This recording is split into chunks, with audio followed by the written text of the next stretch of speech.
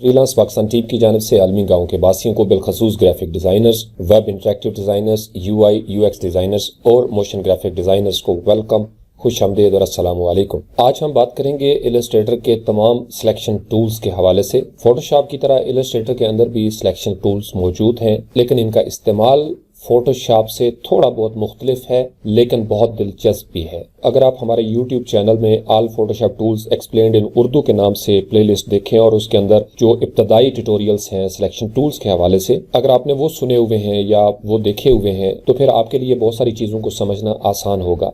या अगर आप पहले से इलस्ट्रेटर को इस्तेमाल करते आ रहे हैं और आप फोटोशॉप को भी यूज़ करते आ रहे हैं तो यकीनन आपके लिए सिलेक्शन टूल्स को समझना आसान होगा। लेकिन जो बिगिनर हैं, जिन्होंने बिल्कुल अभी शुरू किया है इलस्ट्रेटर को सीखना या समझना, उनके लिए भी ये दिलचस्पी से खाली नहीं होगा, क्योंकि ये बहुत आसान है इनका समझना। एक दफ़ा अगर आप सिलेक्शन टूल्स को समझ लें, जिसमें सिलेक्शन टूल शामिल है, जिसको फोटोशॉप के अंदर हम मूव टूल कहते थे, फोटोशॉप में भी इसका कीबोर्ड शॉर्टकट V था, लेकिन इलस्ट्रेटर के अंदर वही चीज़ मूव टूल जो है वो सिलेक्शन टूल कहलाती है, लेकिन उसका कीबोर्ड शॉर्टकट V है। इसी तरीके से फोटोशॉप में हमने देखा था कि फोटोशॉप के अंदर यहाँ पे मुख्तलिफ सिलेक्शन टूल्स थे, रेक्टेंगुलर टूल से लेके सिंगल कॉलम मार्की टूल तक, lasso tool, polygonal lasso tool और मैग्नेटिक लासो टूल के हवाले से देखा था।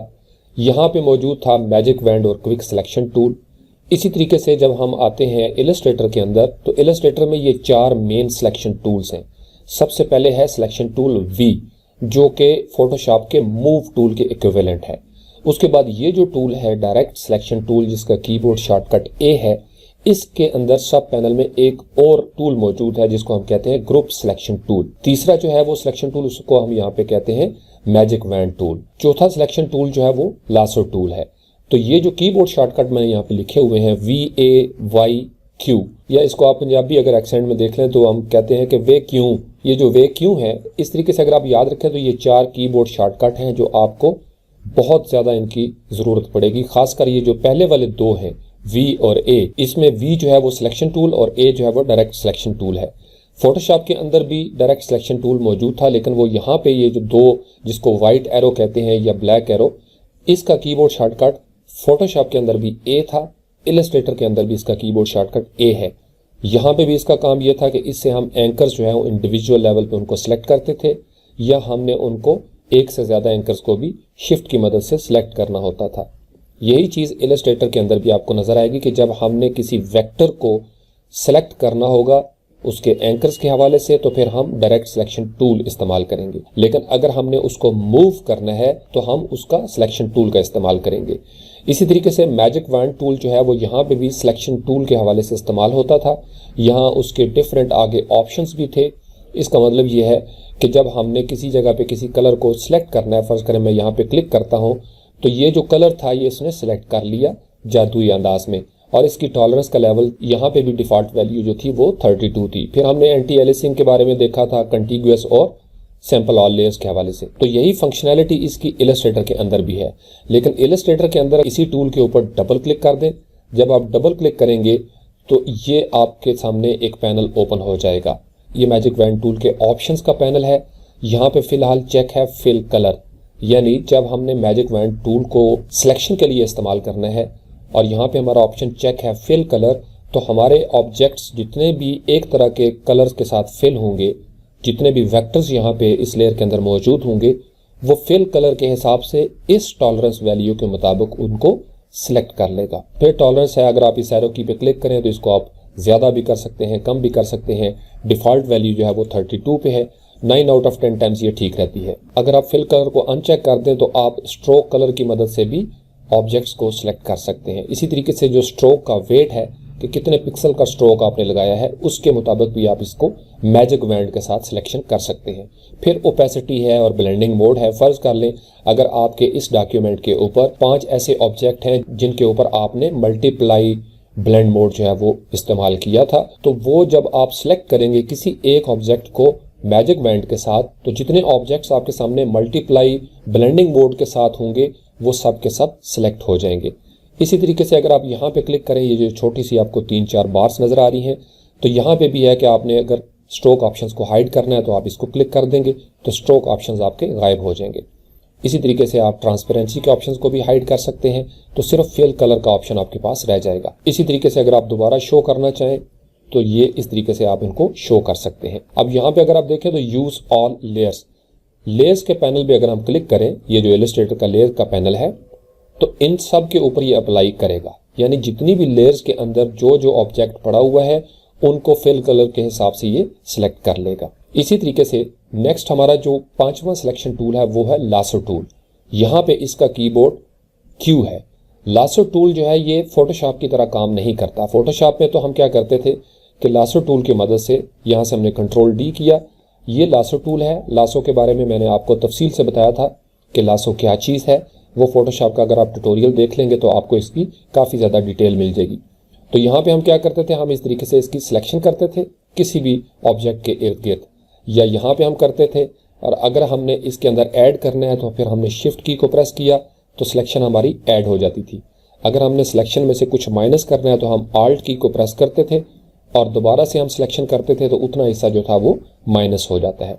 यहाँ पे होती है सिलेक्शन कि आप यहाँ से इसको कंट्रोल C कंट्रोल V कर सकते हैं, या इतने हिस्से में आप कोई इफेक्ट लगा सकते हैं, ब्लर कर सकते हैं, ब्लैक एंड वाइट कर सकते हैं, या कुछ भी आप इफेक्ट अप्लाई करना चाहें तो वो सिलेक्शन के साथ हो जाएगा सिर्फ इतने हिस्से में। लेकिन इलस्ट्रेटर के अंदर जो लासो टूल है जिसका कीबोर्ड शॉर्टकट Q है वो थोड़ा सा डिफरेंट है। ये नॉर्मल सिलेक्शन नहीं करता इस तरीके से। आप इसको जितना मर्जी करते रहें तो ये सिलेक्शन नहीं होगी। उसकी वजह यह है कि लासो टूल इलस्ट्रेटर के अंदर सिर्फ एंकर्स के हवाले से सिलेक्शन करता है, और इसका बेनिफिट उस वक्त होगा जब आपके लिए नॉर्मली एंकर्स को सिलेक्ट करना मुश्किल होगा, तो फिर आप वहां पे लासो टूल करेंगे। क्योंकि लासो टूल के साथ आप देखें तो आप किसी भी जगह से इस तरीके से गुजर सकते हैं। तो ये आम जो सिलेक्शन टूल है वो आपको इस तरीके से सहूलत नहीं देते। लेकिन लासो टूल की मदद से आप जो कॉम्प्लेक्स ऑब्जेक्ट होते हैं उनके जितने एंकर्स आप सिलेक्ट करना चाहेंगे एक वक्त में, वो आप लासो टूल की मदद से सिलेक्ट कर सकेंगे। तो ये 4 सिलेक्शन टूल्स हैं, इंक्लूडिंग ग्रुप सिलेक्शन टूल, जिसका कीबोर्ड शॉर्टकट जो है वो यहाँ पे नहीं दिया गया। आप इसको मैनुअली भी कर सकते या आप इसको कोई भी कीबोर्ड शॉर्टकट असाइन कर सकते हैं। वो जब हम कीबोर्ड के हवाले से बात करेंगे तो फिर मैं आपको बताऊंगा कि आप अपनी मर्जी से कीबोर्ड शॉर्टकट कैसे बना सकते हैं। तो अब हम आते हैं इसके प्रैक्टिकल इस्तेमाल की तरफ। अब ये आइकन्स हैं, चूंकि इलस्ट्रेटर जो है वो बहुत मशहूर है आइकन्स के हवाले से, लोगों के हवाले से। उसका सबसे बड़ा फायदा ये है कि जैसे ये आपको एक डॉक्यूमेंट नजर आ रहा है, चूंकि ये रेजोल्यूशन डिपेंडेंट नहीं है सॉफ्टवेयर, यहाँ से हमने मूव टूल सेलेक्ट किया, अब ये एक ऑब्जेक्ट बना हुआ है। तो इन सब को अगर फर्ज कर ले मैंने इस तरीके से मार्की करके लेफ्ट माउस क्लिक को प्रेस करके मैं माउस के साथ इस तरीके से इनको सबको सिलेक्ट करता हूँ, तो ये जो डिफरेंट ऑब्जेक्ट्स थे ये सिलेक्ट हो गए। अब अगर मैं इसको राइट क्लिक करूं तो यहां से भी मैं इसका ग्रुप बना सकता हूं, या मैं अगर यहां पे जाऊं ऑब्जेक्ट के अंदर तो यहां से भी मैं इसको ग्रुप कर सकता हूं। इसी तरीके से इसका कीबोर्ड शॉर्टकट है Ctrl+G, जो आप जरूर याद रखें क्योंकि फोटोशॉप के अंदर भी ग्रुप करने के लिए यही कीबोर्ड शॉर्टकट है। तो जो ही हमने इसको सिलेक्ट किया, मूव टूल हमारा यहाँ से सिलेक्ट था, Ctrl+G हम प्रेस करेंगे तो ये हमारा ग्रुप हो गया। अगर हमने ग्रुप को अनग्रुप करना है तो आप राइट क्लिक करें, यहां से आप अनग्रुप कर सकते हैं, या ऑब्जेक्ट में जाएंगे तो यहां से भी आप इसको अनग्रुप कर सकते हैं। इसका कीबोर्ड शॉर्टकट शिफ्ट कंट्रोल और G है, यानी Ctrl+G से आपने ग्रुप किया था, लेकिन अगर आप उसके साथ शिफ्ट की भी प्रेस कर दें तो फिर आप वो अनग्रुप कर सकते हैं। इसका फायदा क्या है, जो ही हमने इसको सिलेक्ट किया, शिफ्ट कंट्रोल और G प्रेस किया मैंने, तो ये अनग्रुप हो गया। अब अगर आपका मूव टूल सिलेक्ट है तो आप इससे क्या कर सकते हैं, ये डिफरेंट लेयर्स जो है आप इनको इस तरीके से ऑब्जेक्ट्स को मूव कर सकते हैं। अब इसका मतलब ये हुआ कि इलस्ट्रेटर के अंदर इसको आप जितना मर्जी जूम करके देख लें, क्योंकि ये रेजोल्यूशन डिपेंडेंट नहीं है, इसके अंदर एक इंडिपेंडेंस है रेजोल्यूशन के हवाले से। तो ये डिफरेंट ऑब्जेक्ट्स थे जो इस तरीके से आपने मूव किया। अब अगर ये भी ग्रुप है तो आप इसको भी अनग्रुप कर सकते हैं। तो फर्दर जो है आप इनको अलग अलग करके देख सकते हैं। इसको हम कहते हैं रिवर्स इंजीनियरिंग। तो शुरू में जब आप किसी वेक्टर को डाउनलोड करें, बहुत सारी साइट्स हैं जहां से आप फ्री वेक्टर्स डाउनलोड कर सकते हैं, तो आप उनको देखें और उनको देखने के बाद आप उनको अनग्रुप करें और उनकी डिफरेंट लेयर्स जो हैं उसको अलग अलग करके देखें कि सीनियर्स ने कैसे काम किया हुआ है। ये पैनल आपके सामने ज़रूर ओपन होना चाहिए, जिसको हम कहते हैं अपीयरेंस का पैनल। जब हम रिवर्स इंजीनियरिंग करते हैं तो अपीयरेंस का पैनल आपके लिए ज़बरदस्त पैनल है। तो इस तरीके से आप इनको एक्सपेंड कर सकते हैं नीचे की तरफ। अब ये जो हमारा ऑब्जेक्ट सिलेक्ट है, इसके अंदर वो बता रहा है कि स्ट्रोक इसका नन है। ये जो आपको रेड बार नजर आ रही है, इसका मतलब ये हुआ कि यहाँ पे स्ट्रोक नहीं है। इस एरो के ऊपर अगर आप क्लिक करें तो यहाँ पे फर्दर ओपेसिटी का भी ऑप्शन हमें नजर आता है। तो डिफ़ॉल्ट यहाँ पे ओपेसिटी है, अगर आप इसके ऊपर क्लिक करें तो यहाँ से आप इसकी ओपेसिटी भी सिलेक्ट कर सकते हैं और मास्क वगैरह भी लगा सकते हैं। ये जब हम मास्किंग के ट्यूटोरियल करेंगे तो उसमें मैं आपको डिटेल में बताऊंगा। इसी तरीके से फिल कलर यहाँ पे शो हो रहा है ब्लैक। इसका मतलब ये कलर जो आपको नजर आ रहा है फिल कलर, ये इसके अंदर मौजूद है। इसी तरीके से यहाँ पे ओपेसिटी डिफ़ॉल्ट है। इसी तरीके से जब हम इसको सिलेक्ट करते हैं इस ऑब्जेक्ट को, तो अब देखें इसका स्ट्रोक जो है वो है 2 पॉइंट। इसको थोड़ा यहाँ पे मैं कर लेता हूँ। यहाँ पे देखें तो ये है 2 पॉइंट का स्ट्रोक यहाँ पे लगा हुआ है। अगर मैं इसको यहाँ से हाइड कर देता हूँ तो आपने देखा उसका स्ट्रोक खत्म हो गया। तो यहाँ पे आप सिर्फ फिल कलर है, अगर फिल कलर को भी हाइड कर दूंगा तो वो ऑब्जेक्ट चला जाएगा लेकिन पाथ मौजूद रहेगा। इसी तरीके से हम इसको दोबारा से शो कर सकते हैं। तो ये तो था रिवर्स इंजीनियरिंग के हवाले से। अब मूव टूल यहाँ से हमारा सिलेक्ट है। हम इन ऑब्जेक्ट्स को इस तरीके से मूव कर सकते हैं, इस तरीके से मूव कर सकते हैं। यहाँ पे ये जो बाउंडिंग बॉक्स आपको नजर आ रहा है, यहाँ से हम इसको छोटा बड़ा कर सकते हैं। ऊपर नीचे अगर आप इसको स्मॉल करना चाहें आप स्मॉल कर सकते हैं। अगर आप बिल्कुल यहाँ पे राइट साइड पे जाएं नोड्स के ऊपर, आप इसको रोटेट भी कर सकते हैं जब तक आपका मूव टूल सेलेक्ट है। अब अगर आपने इन सारी चीज़ों को अनडू करना है तो यहाँ पे इलस्ट्रेटर के अंदर ये बड़ी सहूलत मौजूद है। फोटोशॉप के अंदर लिमिटेड है कंट्रोल जी, लेकिन यहाँ पे अगर मैं सिर्फ कंट्रोल प्रेस करके जी के ऊपर उंगली रखता हूँ तो आपने देखा कि वो सारे ऑटोमेटिकली वापस जाना शुरू हो जाएंगे और उस पोजीशन में चले जाएंगे। तो सिलेक्शन टूल का मेन पर्पस क्या हो गया कि आप इससे ऑब्जेक्ट्स को सिलेक्ट करते हैं। अगर आपने एक ऑब्जेक्ट को सिलेक्ट किया हुआ है और आप चाहते हैं कि आप दूसरे को भी सिलेक्ट करें तो कीबोर्ड से आप शिफ्ट की को प्रेस करके रखेंगे, यहाँ पे क्लिक करेंगे, इसी तरीके से इसके ऊपर क्लिक कर देंगे तो इसका मतलब यह है कि अब आपने 3 ऑब्जेक्ट्स जो है इनको मूव कर लिया है। और अगर आप शिफ्ट की को प्रेस करके इस तरीके से मार्की करेंगे तो ये आपके ऑब्जेक्ट भी सिलेक्ट हो जाएंगे। अगर आपने किसी ऑब्जेक्ट को निकालना हो तो फिर आप सिंपल उसके ऊपर शिफ्ट की को प्रेस करके ही एक दफ़ा क्लिक कर देंगे तो वो ऑब्जेक्ट जो है वो आपकी सिलेक्शन में से ख़त्म हो जाएगा। आप सिर्फ ये मूव करेंगे इसलिए कि हमने इसको अनचेक कर दिया था। तो कंट्रोल जी करके हम वापस गए। अब हम आते हैं डायरेक्ट सिलेक्शन टूल की तरफ। डायरेक्ट सिलेक्शन टूल दरअसल क्या करता है, वो एंकर्स को सिलेक्ट करता है। तो जो ही हमने यहाँ से इस टूल को सिलेक्ट किया या अपने कीबोर्ड से ए प्रेस किया तो अब ये जो आपको नज़र आ रहा है यहाँ पे डिफरेंट एंकर्स हैं। यहाँ पे इस वक्त हमें नज़र आ रहे हैं 4। अगर फ़र्ज़ कर ले मैंने इसको वंस क्लिक किया तो इसका मतलब ये सिलेक्ट हो गया, या इनको इस तरीके से मैं मार्की भी करता हूँ लेफ्ट माउस क्लिक के साथ तो इससे भी ये एंकर जो है वो सिलेक्ट हो जाएगा। अब बाकी मूव नहीं करेंगे, सिर्फ ये वाला एंकर जो है वो इस तरीके से आप इसको राइट ले जाएं या लेफ्ट ले आएँ, या इस तरीके से आप इसको राउंड करना चाहते हैं तो आप इसको राउंड कर देंगे।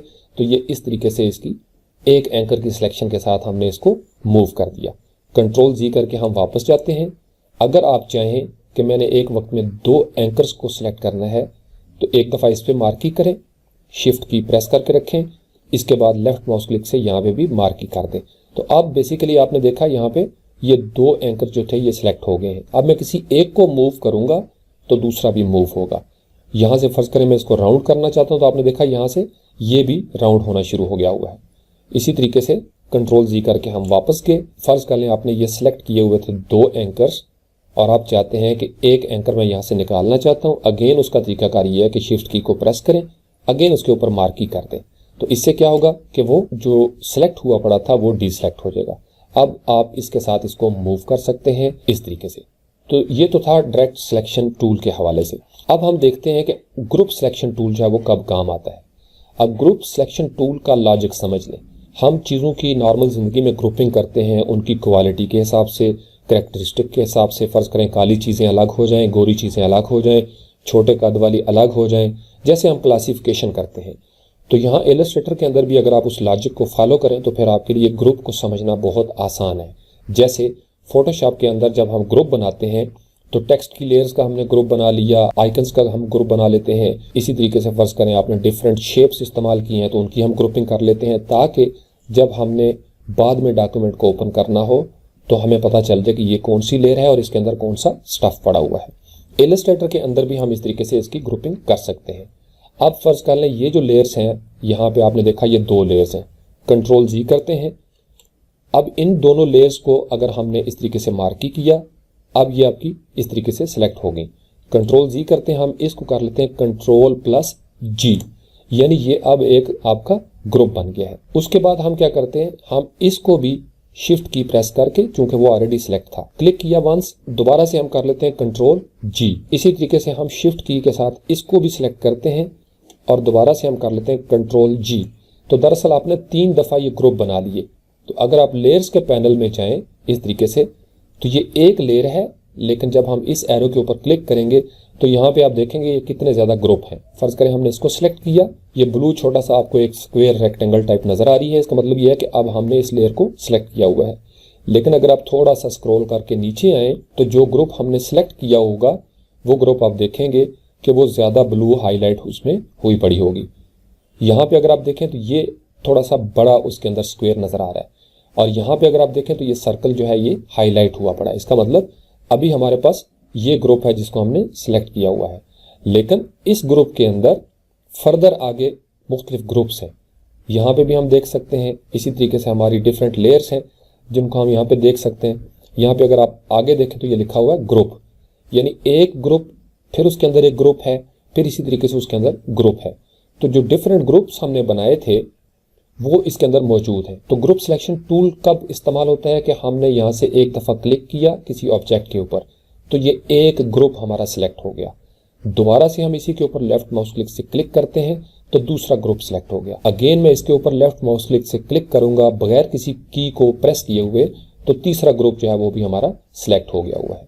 तो ग्रुप सिलेक्शन टूल का मतलब कि हम ग्रुप वाइज इसकी सिलेक्शन कर सकते हैं, और उसका तरीका यह है कि आप वंस क्लिक करें, फिर ट्वाइस क्लिक करें, फिर थ्राइस क्लिक करें, तो वो ग्रुप आपके जितने भी होंगे ग्रुप के अंदर ग्रुप सब ग्रुप्स वो सिलेक्ट होते चले जाएंगे। इसी तरीके से बाहर क्लिक कर दें तो ये डीसिलेक्ट हो जाएगा। अब हम आते हैं मैजिक वॉन्ड टूल की तरफ कि मैजिक वॉन्ड टूल जो है वो कब इस्तेमाल होगा। अब ये कंट्रोल जी करके हमने इसको फिट टू विंडो किया, यहाँ से मैंने मैजिक वॉन्ड टूल सेलेक्ट किया जिसका कीबोर्ड शॉर्टकट वाई है।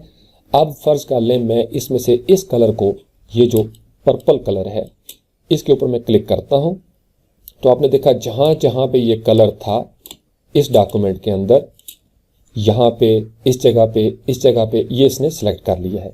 कंट्रोल जी करके हमने फिट टू विंडो किया। अब एक ही क्लिक के साथ पूरे ऑब्जेक्ट्स के अंदर जहां जहां ये कलर था और उसकी जो टॉलरेंस थी वो 32 है। फर्ज कर लें अगर मैं यहाँ से 0 कर देता हूँ और इसको क्लोज कर देता हूँ, यहाँ सिलेक्ट में गए, शिफ्ट कंट्रोल ए इसका कीबोर्ड शॉर्टकट है, डी सिलेक्ट का सिलेक्ट करना होगा तो कंट्रोल ए है। ये तकरीबन एक स्टैंडर्ड कीबोर्ड शॉर्टकट है। वर्ड डॉक्यूमेंट के अंदर भी, फोटोशॉप के अंदर भी कंट्रोल ए का मतलब ऑल। तो जो ही हमने डी सिलेक्ट किया ये डी सिलेक्ट हो गया, लेकिन चूंकि हमने इसकी टॉलरेंस जो थी वो यहाँ से 0 कर दी। अब जब मैं इस कलर को सिलेक्ट करता हूँ तो आपने देखा सिर्फ उसने उतने हिस्से को सिलेक्ट किया, चूंकि कहीं ना कहीं कलर्स की कोई ना कोई वेरिएशन होगी। अगर मैं इसको सिलेक्ट करता हूँ जो लाइट है, तो उसने जो एक तरह का कलर था वो सिलेक्ट कर लिया, लेकिन बाकी जगहों पे उसने सिलेक्शन नहीं की। लेकिन अगर मैं इसकी टॉलरेंस जो है वो ज़्यादा कर देता हूँ, लेट से 50 कर देता हूँ, और फिर यहाँ पे शिफ्ट कंट्रोल ए करके डी सिलेक्ट किया। अब जब मैं इसको यहाँ पे क्लिक करूँगा तो आपने देखा चूंकि टॉलरेंस मैंने ज़्यादा कर दी, लिहाजा उससे मिलते जुलते जो टिंट्स थे वो भी उसने सिलेक्ट कर लिए। अब फर्ज कर लें इन सब को मैंने कलर को चेंज करना है तो मैं स्वाचेस में जाता हूँ। अब स्वाचेस में जब मैं जाता हूँ तो आप देखें स्वाचेस के अंदर मुझे कोई कलर नज़र नहीं आ रहा।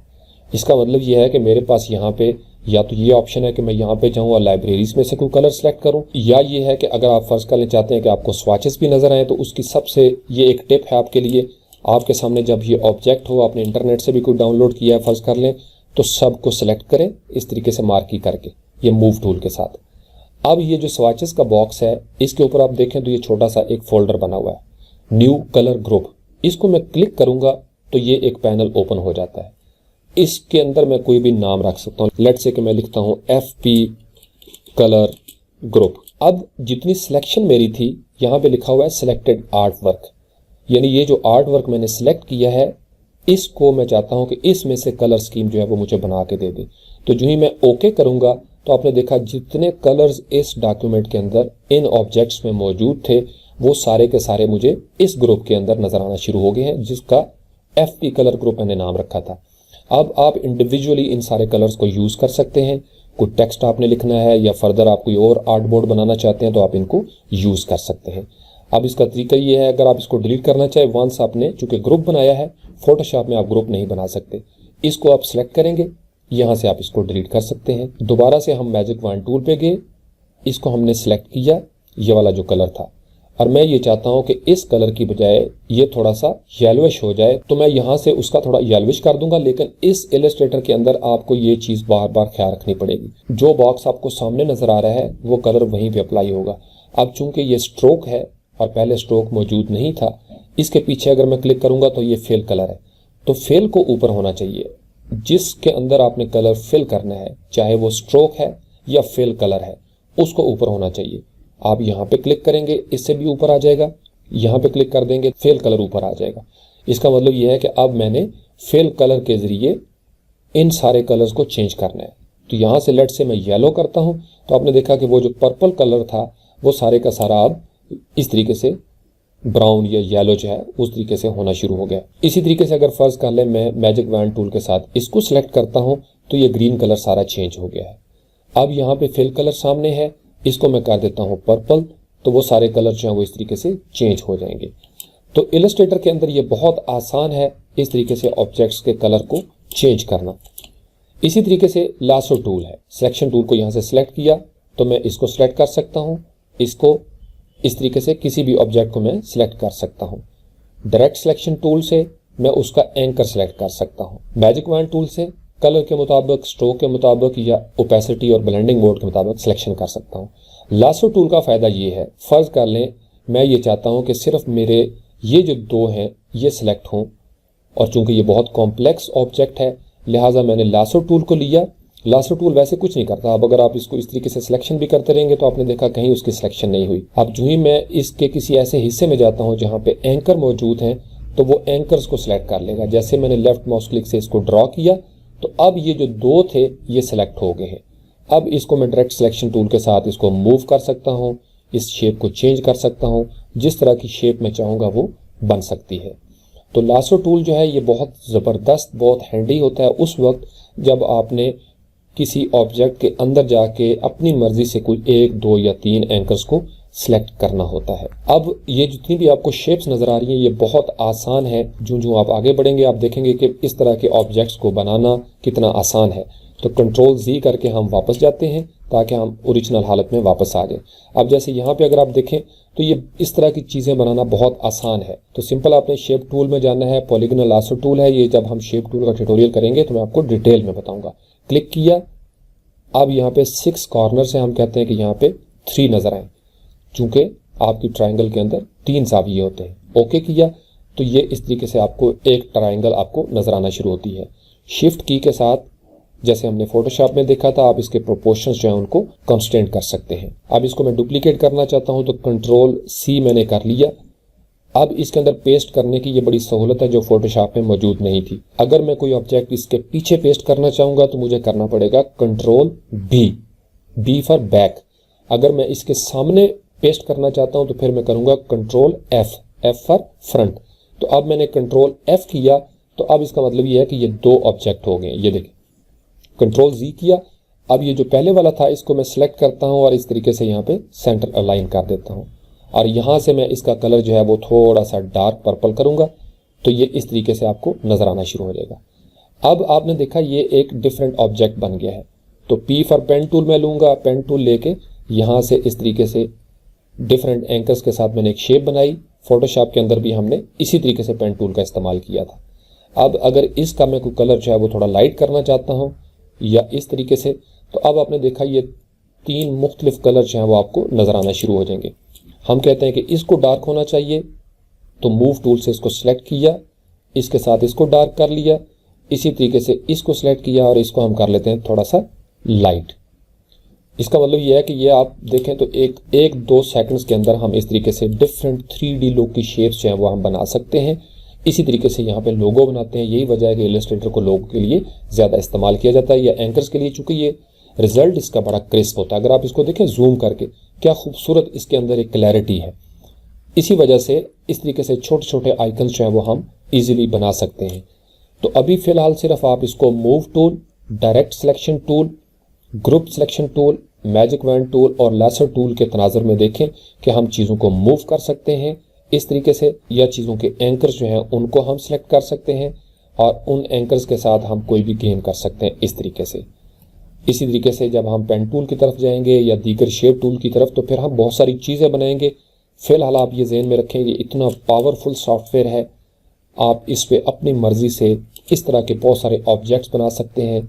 बड़े कॉम्प्लेक्स किस्म के आपने सेल फोन का आइकन बनाना है, सिंपल एक रेक्टेंगल आपने ड्रा करनी है, इसी तरीके से इसके ऊपर चूंकि आपको छोटा सा एक और रेक्टेंगल चाहिए, कंट्रोल सी किया, कंट्रोल एफ कर लिया, तो अब आपके पास ये दो ऑब्जेक्ट हो जाएंगे।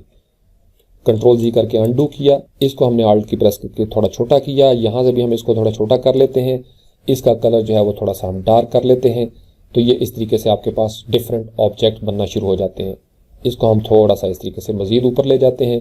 अब राउंड करना चाहें सिंपल, यहाँ पे आपने देखा होगा इसके ऊपर आप क्लिक करेंगे ये राउंड हो जाएगा। यहाँ पे आप कोई सर्कल लगाना चाहते हैं तो आप एक्लिप्स ले लें, एक्लिप्स लेके आप इसको सर्कल कर सकते हैं।